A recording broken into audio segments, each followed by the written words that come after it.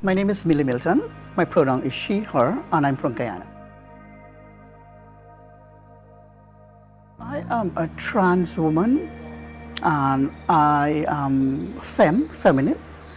And the thing is, my gender identity is something that I was not really I did not really understand what it was, but now with education, I know that I am a trans woman, and I really affirm myself into that identity.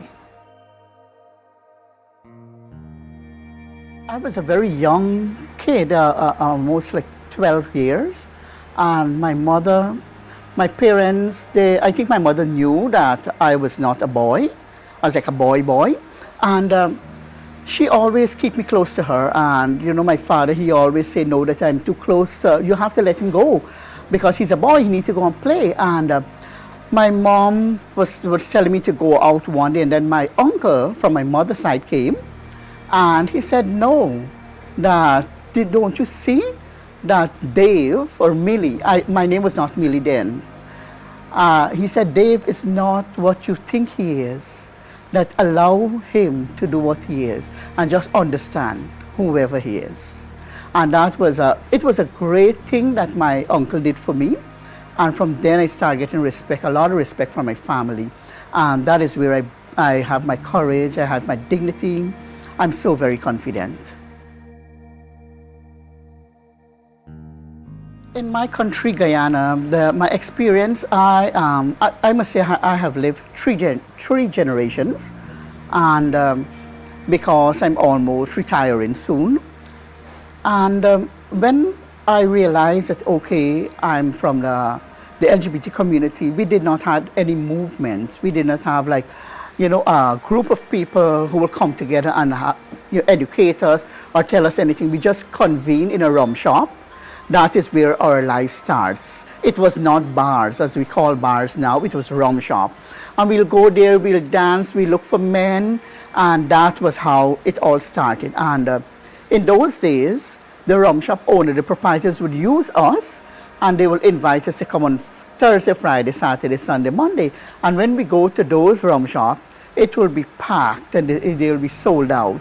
And we were enjoying the life and not knowing that they were making profit out of us, and their business was soaring. But that is where my life starts as a gay person. I did not know I was a trans woman then, and that was the early 80s. For now, my relationship with my LGBT people in Guyana is we are so close. Sometimes we agree to disagree. It's not really misunderstanding, but sometimes we cannot. We're all human beings and we don't see things eye to eye.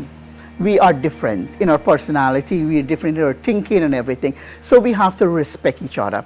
And the thing is, if you respect yourself and people see that you respect yourself and you respect them for them, that is where you set a platform for respect, for people to adore you, for community building. That is how we start our movement in my country, because there was so much distrust. Because in the earlier days, it was all, as I said before, it's all about being out there, being competitive to have a man, be competitive to have attention. But now we understand that that's not the life. Our life is more than that. We need companionship, and we can have companionship within our own community as LGBT people. So first you have to build respect, you have to respect yourself, and then that is where it goes. And I'm very, very popular in my area. I'm a trailblazer. In my country we have 10 regions. I'm from region 3, and I blaze the path for my other trans sisters to walk. So I have a lot of respect. So many of them will call me mother now. You're a mother. Inclusion for me in my country, as I said before, we never had organization or a structured way that we can meet up, talk about our issues. We did not know how we would have identified trans male, trans female, or any part of the spectrum. But now, because of organization and education, we're all like more aware of ourselves, and what is our purpose also. It's not ourselves alone. What are we here for? We are human beings, and we have our goals. We're setting our goals for our life, and if we did not have those organizations, it would have been haywire. Because I can tell you, in my early years, we had so much of unprotected sex. Many of my siblings, my trans siblings, have died of HIV, and we didn't have that support, the support system. And we did not know anything about HIV protection or anything like that. So it's all about movement building, educating yourself, educating your community, and be who you are. You have to be you have to be you in your authentic self, and that's the way I think that we need to go. And one thing I really want to point out, in my country,